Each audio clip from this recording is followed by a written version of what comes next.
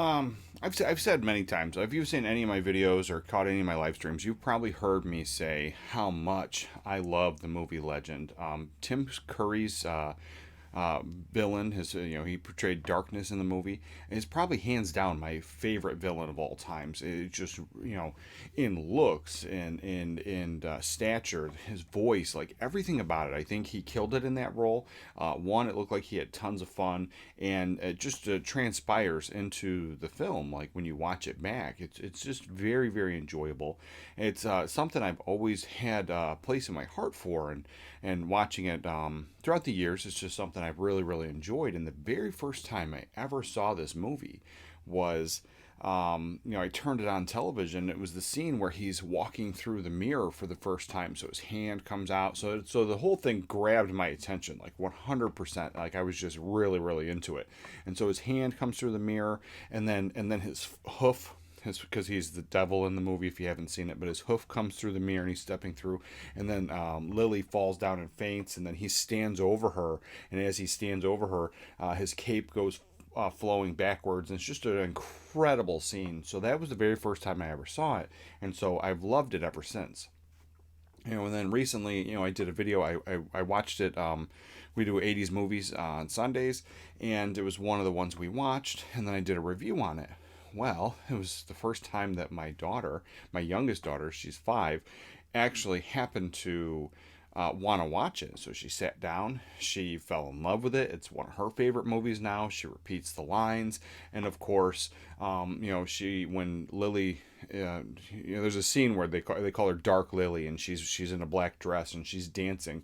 Like my daughter absolutely loves that, so she reenacts that scene all the time. However, the lines that she repeats are usually from Darkness. So she is a villain fan, a huge villain fan, and now this one's hers. And enough of my babbling. I love this movie so much. It's one of the things I don't own much merchandise from because I can never really find it. It's never readily available. I can find cool merchandise from obscure movies, but this one I haven't. So this came out a couple years ago. So this is a McFarlane piece, and this was the higher end. So it says the original release, Movie Maniac Series 5, Lord of Darkness, is now available in the Special Collector's Edition Fish Tank package. So this is an older release, and it was hard for me to find at a decent price. This one I got a decent price for it, so I'm glad for that. But now I'm excited to have it because even though it's still a McFarlane action figure, which those are top notch, some of the best.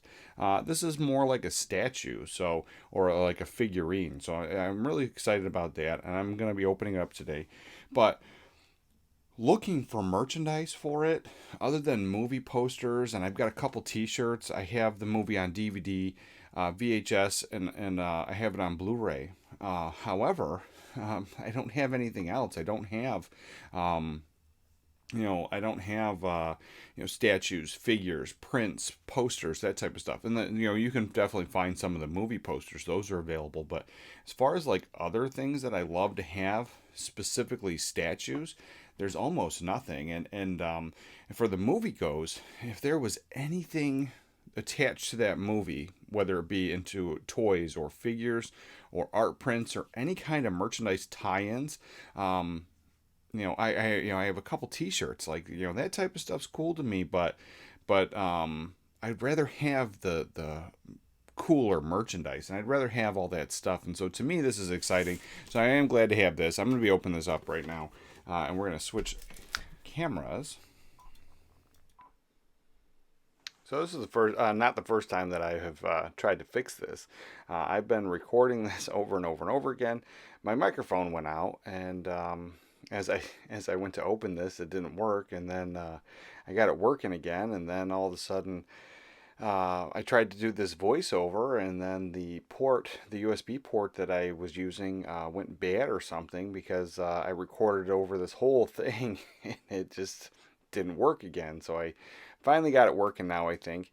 And what we have here, so I got this package. It was released in 2000. There was two versions. One was released in 2002, one was released in 2003. So this is the version we got in 2003.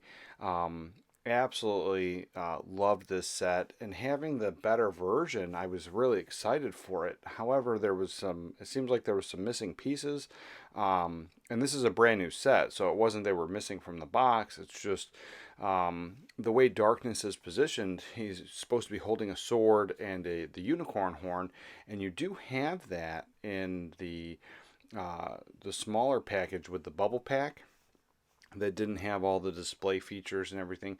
And when you go to McFarlane's website and you type in Lord of Darkness, these two figures pop up, and both images show, and I'm sure that was the pre production photos, but it shows with the sword and the unicorn horn. So that's what I thought I was getting. Doing a little research, I guess that's what most people thought. So when you do get this, even though it is the better version, it's a display purpose and everything about this is really awesome. It is missing those two things, and I didn't realize that. So the sword that came with it, I tried to put it in Darkness's hand, and I snapped off the hilt, the handle from the hilt there, and that, that's what happened. So it was very frustrating. I ended up gluing it back together, and I ended up getting it to work. Um, and I'm going to have to paint over that spot. It looks really sharp other than that little bit of glue that's exposed, but a little bit of brown and gold paint, it'll match. It'll look really good. But then as far as this figure goes, I was very happy with it. It has a very minimal articulation. It's designed to be more of a statue, a figurine, as opposed to a play toy and an action figure that way. You have some articulation in the hands and the wrists.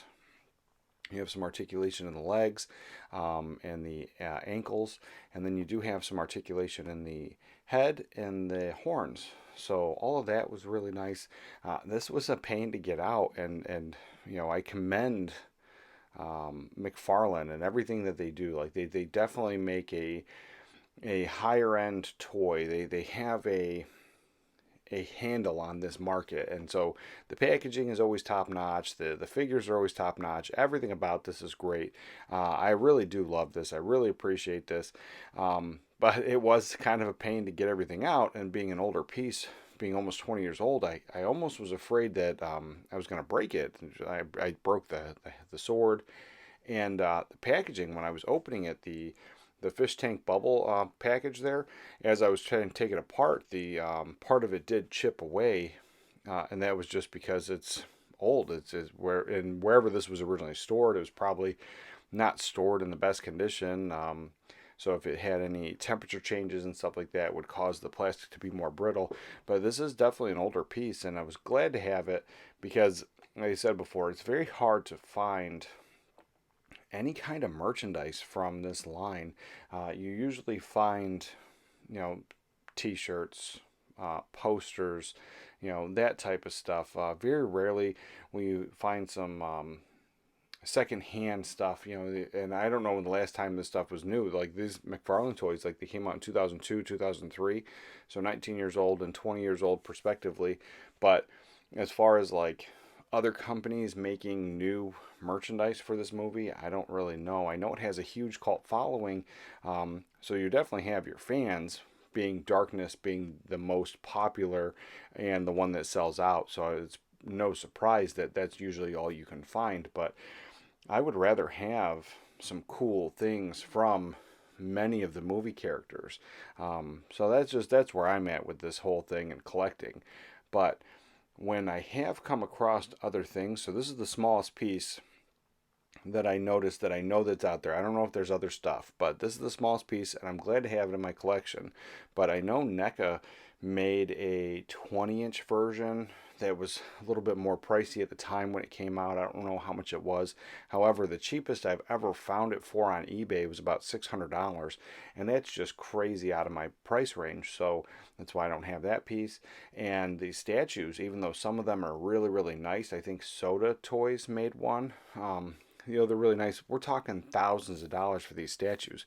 So for me, it's not really there. But there is some, like I showed you, the head has some articulation, the horns have articulation, and the wrists do rock back and forth. So that's kind of nice. However, the way they're positioned, you can clearly see that they're made to be holding something, and not having that something in there, it does almost come across like it's missing something, and it would be nice to have it.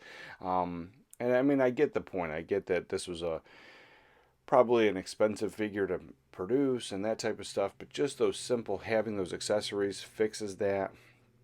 This same exact figure being the better edition, the collector's edition there, the bigger figure. And I know when it was brand new, it was probably more expensive than the original. Just to have something like that, or like NECA does, where you can have a different hand. So if there was like Darkness was pointing or holding something else, or maybe even a different accessory would have been something else. So now I'm going to spend time. I'm going to try to find the accessories to add to it, just to finish it off and give it that nice look. And I usually don't, when I collect anything, I usually don't try to modify it or make it different.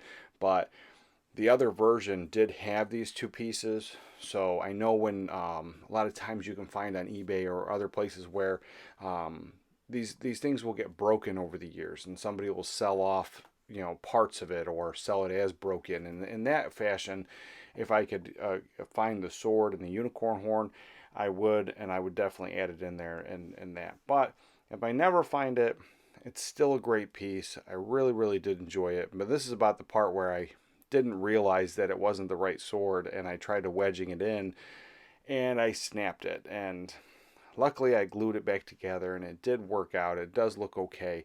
But yeah, I had no idea.